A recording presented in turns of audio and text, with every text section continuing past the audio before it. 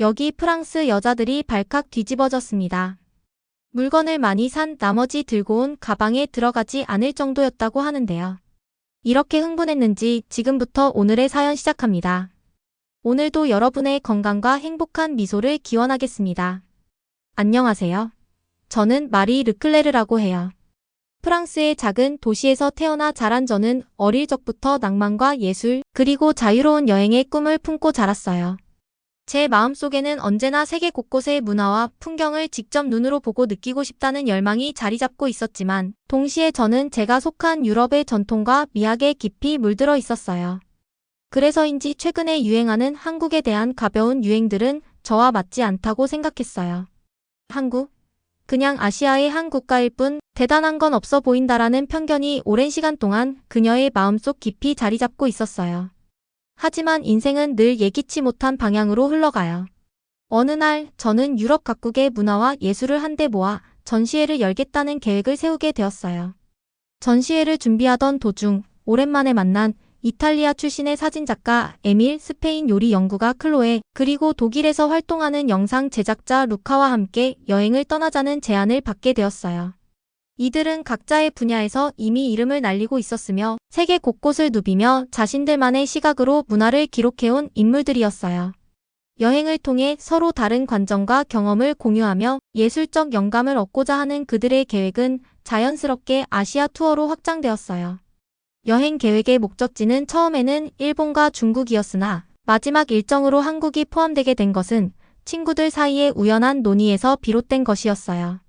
에밀은 아시아라고 하면 보통 일본이나 중국을 먼저 떠올리지만 한국도 최근 몇 년간 기술과 문화면에서 엄청난 발전을 이루었으니 한번 가볼 만하지 않을까 라고 말하며 제안을 내놓았어요. 클로에는 한국 음식의 맛과 분위기를 직접 경험해보고 싶어.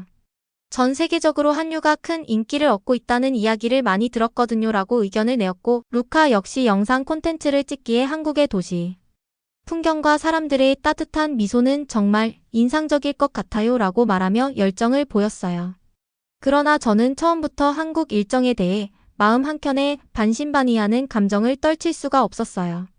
한국에 대해 알고 있는 정보들이 전부 편견에서 비롯된 왜곡된 이미지라고 생각하며 한국은 그저 단순히 서구에 비해 뒤처진 아시아의 한 나라일 뿐이라는 고정관념을 버리지 못하고 있었어요. 저는 자신이 과거에 접했던 다양한 영화, 드라마, 뉴스, 그리고 사람들의 이야기 속에서 한국을 보는 시각이 얼마나 한정적이고 편협했는지를 잘 느끼지 못했어요. 오히려 유럽의 고전 예술과 전통, 그리고 그 속에 녹아있는 인간적인 따뜻함에 자부심을 느끼며 자랐기 때문에 외국의 문화에 대해 도전적인 마음보다는 방어적인 태도를 취하는 경우가 많았어요. 출발 전 저는 친구들과 함께 모여 서로의 기대와 우려, 그리고 여행에 대한 열망을 이야기하는 시간을 가졌어요. 에밀은 사진으로는 절대 담아낼 수 없는 생생한 경험들이 우리를 기다리고 있을 거예요. 모든 장면 하나하나가 작품이 될 테니까요 라고 기대에 찬 목소리로 이야기했어요. 클로에는 한국의 음식 문화가 어떻게 이렇게 세계적인 인기를 얻었는지 직접 맛보고 연구해보고 싶어요. 그 맛과 이야기가 정말 궁금해요 라고 덧붙였고, 루카는 영상으로 담아낼 때 우리가 예상치 못한 감동적인 순간들이 많이 있을 거예요. 우리 각자가 느끼는 진짜 한국의 모습을 전 세계에 보여줍시다라고 말하며 열정을 불태웠어요. 출발 당일 저와 친구들은 프랑스의 한 작은 공항에서 만나 출국 준비를 마쳤어요. 그들은 각자의 기대와 설렘, 그리고 약간의 긴장감을 안고 비행기에 올랐고, 긴 비행 시간 동안 서로의 이야기를 나누며 앞으로 펼쳐질 모험에 대한 기대를 키워나갔어요. 일본 도쿄의 나리타 공항에 도착한 순간 저와 친구들은 16시간이 넘는 긴 비행 끝에 피로와 설렘이 뒤섞인 감정을 느끼기 시작했어요. 공항 내부는 깔끔하고 정돈된 분위기를 자랑하며 일본 특유의 엄격한 질서가 느껴졌어요. 처음에는 여기가 정말 일본인가? 라는 생각이 들 정도로 모든 것이 체계적이고 정갈해 보였어요. 하지만 곧이어 저와 친구들은 입국 심사에서 예상치 못한 어려움을 겪게 되었어요. 공항 직원들은 영어보다는 일본어로, 그리고 딱딱한 표정과 짧은 손짓만으로 안내를 해주었어요. 이에 저는 왜 이렇게 외국인에게 친절하지 않은 걸까? 라는 의문을 품게 되었어요. 입국 심사실에서는 방문 목적, 숙박 장소, 그리고 체류 일정 등에 대해 매우 세세하게 질문을 받았어요. 저는 평소 여러 국제공항을 경험해왔음에도 불구하고 일본의 입국 절차가 다른 나라에 비해 훨씬 엄격하고 불친절하다고 느꼈어요. 에밀과 클로에는 이미 여러 차례 해외여행을 다녀온 경험이 있어서인지 그런 상황에 익숙해 보였지만 저는 그 모든 질문과 절차에 당황하며 불편함을 감추지 못했어요. 왜 이리도 차갑고 딱딱하게 대하는지, 그냥 간단하게 통과해도 되지 않을까? 라는 생각이 계속 머릿속에 맴돌았어요. 입국 심사를 마치고 나서야 일행은 도쿄 시내로 이동하게 되었어요. 공항을 나서자마자 마주한 도쿄의 거리는 생각보다도 크고 현대적이었어요. 하지만 그와 동시에 일본의 전통적인 느낌도 어쩐지 함께 느껴졌어요. 도쿄의 거리를 걷다 보면 곳곳에 자리 잡은 작은 신사와 정갈한 정원이 눈에 띄었어요. 저는 이런 곳이 일본의 전통을 간직한 모습인가? 라는 생각에 잠시 멈춰 서서 바라봤어요. 저와 친구들은 먼저 도쿄의 유명한 관광지인 아사쿠사 신사를 방문하기로 했어요. 아사쿠사 신사는 일본의 전통 문화를 온전히 느낄 수 있는 장소로 고즈넉한 분위기와 함께 신사 앞에 늘어선 노점상들의 활기가 인상적이었어요. 신사 내부에서는 기모노를 대여해 전통 의상을 입고 산책할 수 있는 체험 프로그램이 있었어요. 클로에는 바로 그 체험에 매료되어 기모노를 입고 신사의 고즈넉한 분위기를 만끽하려 했어요. 저는 처음에는 어색한 기모노 자태에 대해 웃음을 지었지만 곧 그 아름다움에 감탄하며 사진을 찍기 시작했어요. 그러나 아사쿠사 신사에서의 체험도 모든 것이 순탄하지만은 않았어요. 신사 주변은 관광객들로 붐볐고 일부 외국인 방문객들은 일본어가 부족해 의사소통에 어려움을 겪는 모습을 보였어요. 저는 이곳은 정말 전통의 아름다움을 느낄 수 있지만 동시에 관광지의 혼잡함 때문에 오히려 불편할 수도 있겠구나라는 생각을 하며 신사에서의 경험을 기록하기 위해 노트에 감상을 적었어요. 신사 체험 후 일행은 도쿄의 또 다른 명소인 하라주쿠로 향했어요. 하라주쿠는 젊은이들의 최신 패션과 독특한 문화가 한데 어우러진 곳으로 저는 아사쿠사 신사와는 전혀 다른 분위기에 놀라움을 금치 못했어요. 하라주쿠 거리를 걸으면서 에밀은 다양한 색채의 옷과 액세서리 그리고 개성 넘치는 거리 퍼포먼스들을 카메라에 담기 위해 열심히 촬영을 했어요. 루카는 하라주쿠의 거리 예술과 팝 문화를 영상으로 기록하기 위해 스마트폰과 카메라를 들고 여기저기 다녔어요. 저는 이곳은 정말 일본의 현대 문화가 고스란히 살아있는 곳이네라며 감탄했지만 동시에 한편으로는 일본의 전통과 현대가 이렇게 극명하게 대비되는 것이 이상하게 느껴졌어요. 하라주쿠에서의 체험 중에도 저는 여러 가지 혼란스러운 점들을 경험했어요. 일본어 안내 표지판들이 곳곳에 있었지만 외국인인 저에게는 해석이 어려워 길을 찾기가 매우 힘들었어요. 에밀은 현지인에게 길을 물어보려 했지만 잘 되지 않아서 여러 번 헤매게 되었고 그 과정에서 피곤함이 더해졌어요. 또한 하라주쿠 거리를 걷는 동안 저는 일본의 대중교통 시스템에 대한 이야기들도 떠올리게 되었어요. 저는 일본의 지하철은 세계 최고라고들 하지만 실제로는 영어 안내가 부족하고 노선이 너무 복잡해서 외국인에게는 오히려 큰 장애물이 되지 않을까? 라는 의문을 품었어요. 실제로 하라주쿠 인근의 지하철역에서는 사람들이 승하차 질서를 엄격히 지키며 전화통화나 큰 소리로 대화하는 것이 금지되어 있었어요. 한편 하라주쿠 거리에서는 다양한 음식 체험도 이루어졌어요. 길거리 음식 판매대에서는 일본 전통 과자와 음료가 팔리고 있었고 저는 맛있는 음식들을 보며 기대감에 부풀었어요. 그러나 일부 음식 판매대에서는 언어 장벽으로 인해 주문이 제대로 이루어지지 않아 친구들이 불편을 겪기도 했어요. 클로에는 이렇게 멋진 음식이 있는데도 소통이 어려워서 맛보기가 힘들다니 아쉽네요 라고 한숨을 쉬었어요. 결국 일본에서의 첫 체험은 저와 친구들에게 여러 가지 상반된 감정을 안겨주었어요. 전통과 현대, 질서와 규칙, 그 속에서 느껴지는 따뜻함과 차가움이 복합적으로 어우러진 경험 속에서 우리들은 일본이 가진 다양한 매력을 동시에 체험하면서도 아쉽게 느껴지는 부분들이 많은 것이 사실이라고 이야기를 나눴어요. 저는 일본은 분명히 체계적이고 규율이 엄격한 나라예요. 그러나 그 체계적인 모습 뒤에는 따뜻한 인간미가 조금 부족한 것 같아요. 물론 그 이유가 무엇인지는 잘 모르겠어요.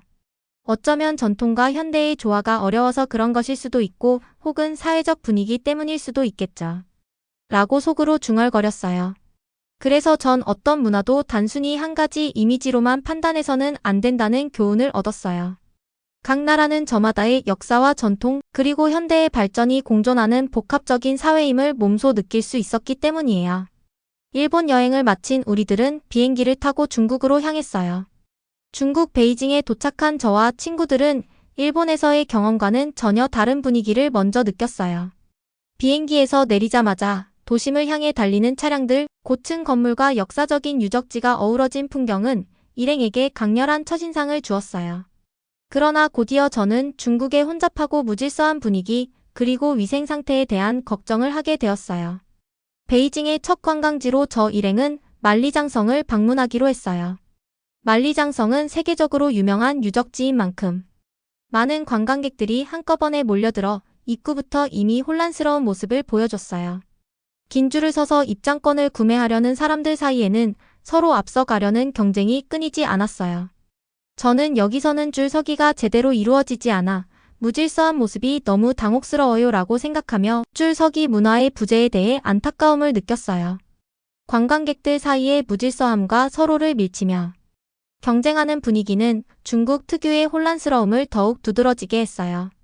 만리장성 내부에 들어서자마자 관광객들의 발길이 끊이지 않았고 좁은 길을 따라 사람들이 무질서하게 움직이는 모습을 보게 되었어요. 저는 이렇게 붐비는 상황에서는 사진 한 장 찍기도 어려웠어요. 또한 중국의 공공화장실 환경은 저에게 큰 충격을 주었어요. 관광지 주변이나 대중교통시설에 마련된 화장실은 청결 상태가 매우 미흡했고 종종 화장지가 없거나 바닥이 더럽다는 이야기를 직접 목격했어요. 게다가 중국 화장실은 칸막이가 낮아서 옆 사람의 얼굴을 보면서 볼일을 봐야 했어요. 저와 친구들은 너무 당황스러워서 화장실에 가는 것이 스트레스로 느껴지기 시작했어요. 저는 공공장소에서 이렇게 위생이 관리되지 않는다면 관광객들이 불편을 겪는 건 당연하겠어요 라며 속으로 한숨을 내쉬었어요. 실제로 화장실을 사용한 후뿐만 아니라 거의 하루 종일 불쾌한 냄새와 먼지 때문에 다시 손을 씻어야 하는 상황을 겪기도 했어요. 거리에서도 위생 문제는 계속되었어요. 버스 정류장이나 길거리를 걸을 때 사람들이 침을 뱉거나 쓰레기가 여기저기 흩어져 있는 모습은 저와 친구들에게 큰 불편함과 실망을 안겨주었어요. 중국의 혼잡함은 관광지뿐만 아니라 대중교통에서도 뚜렷하게 드러났어요. 버스와 지하철은 사람들로 가득 차 있었고 승객들이 서로 밀치며 이동하는 모습은 저에게 큰 스트레스를 주었어요. 특히나 출입구를 통과할 때마다 사람들의 몸이 부딪히고 혼란스러운 상황에서 불안감이 증폭되었어요. 에밀은 이곳에서 대중교통을 이용하는 건 마치 전쟁터에 있는 것 같은 느낌이에요 라고 말하며 한숨을 쉬었어요. 호텔에서도 불편한 경험은 계속되었어요. 저와 친구들은 예약한 호텔에 도착했을 때 허락 없이 청소 직원이 방에 들어와 개인 프라이버시를 침해하는 상황을 겪게 되었어요. 저는 분명히 노크 후 입실이라고 써 있는데 왜 이렇게 무례하게 들어오는 걸까요? 라고 생각하며 호텔 측에 항의하고자 했지만 별다른 조치 없이 그냥 넘길 수밖에 없는 상황에 처했어요. 이러한 여러 차례의 불편함과 혼란스러운 경험들은 중국 일정에 대한 일행의 기대를 점차 낮추게 만들었어요. 저는 정말 이렇게 혼란스러운 곳에서 여행을 계속해야 할지 고민되네요 라며 속으로 큰 실망을 감추지 못했어요. 결국 저와 친구들은 중국에서의 일정이 너무나도 혼란스럽고 불편하다는 판단 아래 원래 계획했던 일정을 대폭 축소하기로 결정했어요. 그들은 중국의 문화와 유적지를 완전히 경험하기보다는 최소한의 체험만 하고 다음 일정인 한국으로 서둘러 이동하기로 했어요. 비록 여행 일정 내내 부정적인 인상과 불편함을 겪었지만 이 경험은 저와 친구들에게 질서 있는 사회의 중요성을 깨닫게 해주었어요. 그들은 앞으로 여행을 계획할 때 각 나라의 문화적 특성과 시스템에 대해 더 깊이 알아보고 준비해야겠다는 다짐을 하게 되었어요. 저와 친구들은 중국 여행의 나머지 일정을 한국에서 보내기로 결정한 다음 재빨리 비행기를 예매하고 한국으로 왔어요. 먼저 서울 북촌 한옥마을에서 저와 친구들은 첫 문화체험을 시작했어요. 좁은 골목길을 따라 전통가옥들이 늘어선 풍경은 정말 아름다웠어요. 이곳에서 그들은 한복 대여 체험을 하게 되었어요. 이 시간 대여의 1인당 15,000원 약 15 캐나다 달러이었는데 일본에서 비슷한 전통 의상 체험은 적어도 $50 이상 했을 텐데 가격이 굉장히 합리적이었어요. 게다가 한복은 다양한 색상과 디자인으로 준비되어 있어 각자 자신에게 어울리는 한복을 고를 수 있었어요. 우리는 마치 조선시대 왕과 왕비가 된 것 같다라고 하며 함께 웃었어요. 게다가 한복을 입으면 경복궁 같은 고궁에 무료로 입장할 수 있다는 점도 일석이조의 기쁨을 주었어요. 대여점 직원들이 한복을 입는 방법부터 역사, 색상의 의미까지 자세히 설명해 주셔서 단순히 의상 입기 체험을 넘어서 한국 문화에 대한 깊은 이해를 얻을 수 있었어요. 또한 국립국악원에서의 전통공연 관람은 저희 마음을 크게 열어주었어요. 입장료는 1인당 2만 원으로 브로드웨이나 오페라 공연에 비해 훨씬 합리적이었어요. 공연은 판소리, 사물놀이, 부채춤, 해금 연주 등 다양한 전통 예술을 포함하고 있었어요. 특히 아리랑이 연주될 때는 한국어를 모르는 저와 친구들도 깊은 감동을 느꼈어요. 이처럼 상호작용적인 체험은 관람객 모두에게 더욱 깊은 인상을 남겼어요. 공연 후에는 예술가들과의 간단한 대화 시간도 있었는데 한 해금 연주자는 아이들에게 직접 악기를 잡는 법을 가르쳐 주었어요. 이런 친근한 소통 덕분에 저는 공연의 가치를 더욱 깊게 느낄 수 있었어요. 그리고 우리는 K-팝 댄스를 배워보기로 하고 등록했어요. 3시간 그룹 레슨에 1인당 5만 원 정도였는데 합리적이라고 생각했어요. 전문 댄서가 인기 K-팝 그룹 방탄소년단의 다이너마이트 안무를 가르쳐 주었어요. 저 역시 이런 체험을 보면서 단순한 관광이 아니라 현지 문화를 직접 체험하고 배울 수 있는 기회가 얼마나 소중한지를 깨달았어요. 또한 인사동에 있는 전통찻집에서의 한국 전통차 체험은 저에게 또 다른 특별한 경험을 선사했어요. 1인당 15,000원에 5종류의 차를 맛볼 수 있는 체험 세트를 통해 대추차, 오미자차, 쌍화차, 매실차, 유자차 등을 차례로 맛보았어요. 각 차의 효능과 역사에 대한 설명도 함께 들을 수 있어서 단순한 음료 시음이 아니라 한국의 전통과 문화를 깊게 이해할 수 있었어요. 찻집 내부는 한옥 구조로 되어 있어 좌식 생활을 경험할 수 있었고 창밖으로 보이는 작은 정원은 마치 한 폭의 그림처럼 아름다웠어요. 그리고 한국에서의 쇼핑 경험도 저에게 큰 놀라움과 기쁨을 주었어요. 처음에는 쇼핑이 주요 목적이 아니었지만 일주일 정도 머무르면서 친구들 모두 한국 제품에 푹 빠지게 되었어요. 쇼핑 모험은 명동에서 시작되었는데 거리 곳곳에 늘어선 화장품 매장들은 처음에는 다 비슷해 보였지만 들어가 보니 각각 특색 있는 제품들을 갖추고 있었어요. 특히 한국 화장품의 가격 대비 품질에 저는 깜짝 놀라곤 했어요. 게다가 매장 직원들이 전문 용어까지 유창하게 설명해주는 모습을 보며 한국의 글로벌 마케팅 전략과 서비스에 감탄했어요. 한 매장에서는 피부 진단 기계로 무료 분석을 해준 후 각자에게 맞는 제품을 추천해주는 맞춤형 서비스도 경험했어요. 동대문 디자인 플라자 DDP와 주변 쇼핑몰에서는 밤 10시가 넘어도 불이 환하게 켜진 쇼핑 환경을 보며 한국 패션의 트렌디함과 합리적인 가격에 감탄했어요. 80에서 $100 정도 하는 품질의 코트를 한국에서는 4만 원 정도에 살 수 있었고 디자인과 소재 모두 만족스러웠어요.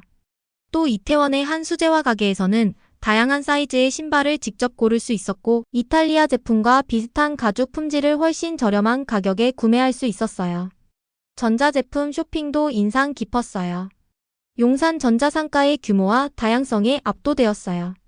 최신 스마트폰 액세서리들이 몇 개월 앞서 출시되었으며 가격도 30에서 40% 저렴했어요. 저는 블루투스 스피커를 구입했는데 같은 제품이 프랑스보다 4만 원가량 쌌어요. 또 대형 마트인 이마트와 롯데마트에서는 식품부터 의류, 가전제품까지 모든 것이 한 곳에 모여 있어 쇼핑의 편리함을 체험할 수 있었어요. 한때 한국은 단순히 기술 발전만 이루었을 뿐 문화나 인간미는 부족하다라는 생각을 했는데 한복 체험, 전통 공연 관람, K-팝 댄스 클래스, 전통차 체험, 그리고 쇼핑을 통해 한국의 다채로운 문화와 따뜻한 인간미, 그리고 합리적인 가격과 서비스, 나아가 전통과 현대가 어우러진 독특한 매력을 직접 체험하며 그동안 자신이 갖고 있던 선입견이 얼마나 편협했던 것인지를 깨닫게 되었어요. 저는 이러한 체험들을 통해 한국의 전통과 현대, 그리고 인간적인 따뜻함을 온전히 느낄 수 있었어요.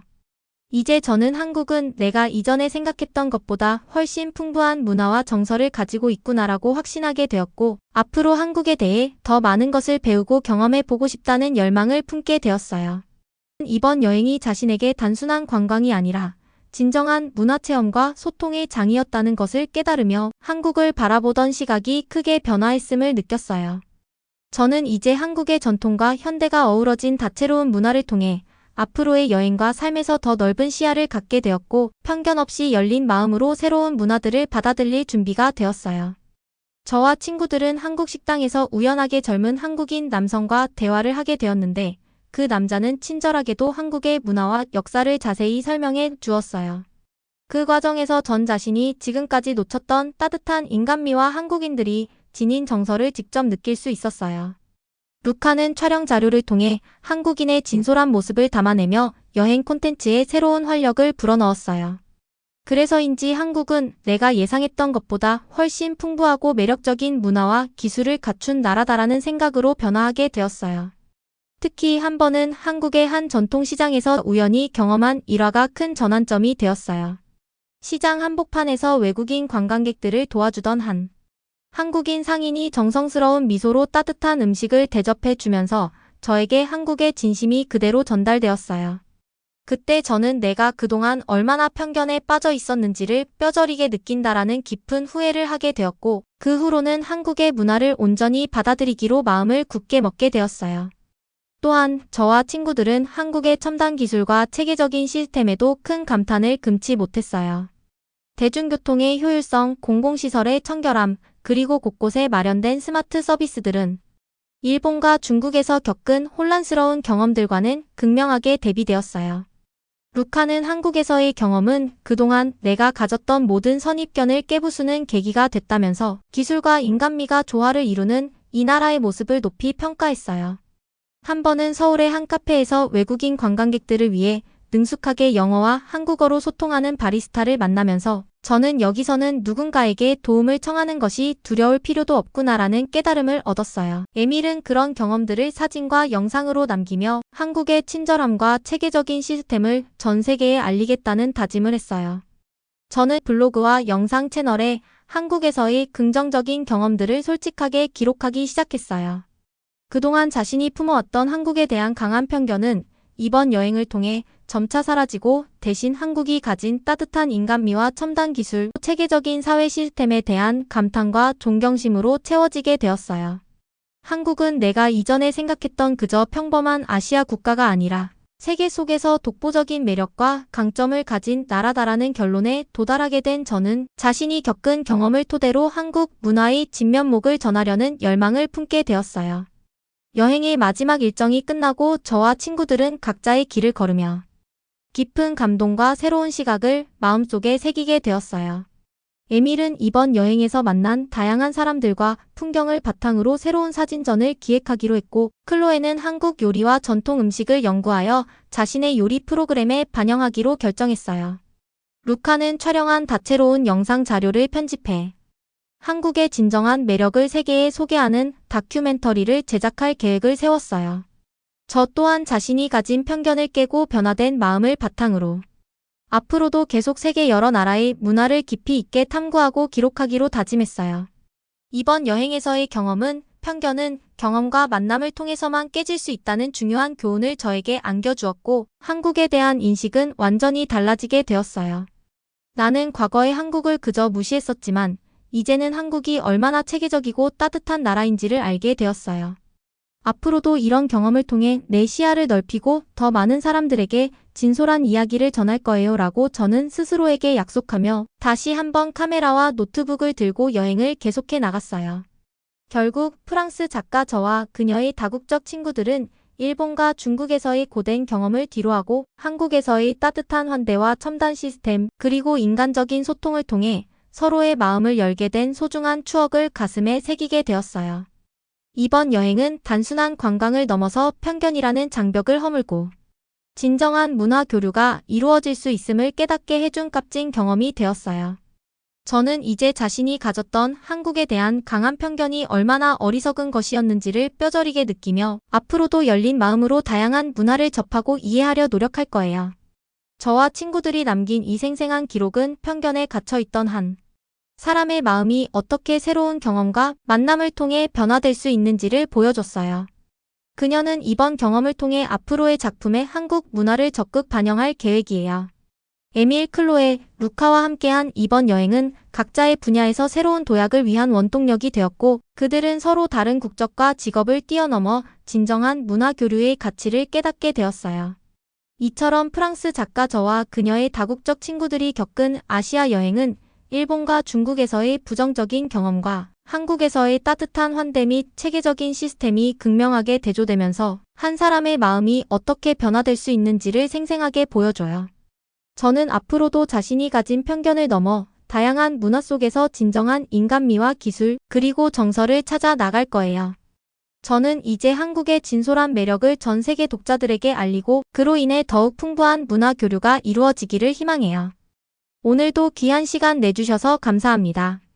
다음에 더 재미있는 사연을 여러분께 전달해 드리도록 하겠습니다. 지금까지 감동까치였습니다. 영상이 마음에 드셨다면 구독과 좋아요 부탁드리겠습니다.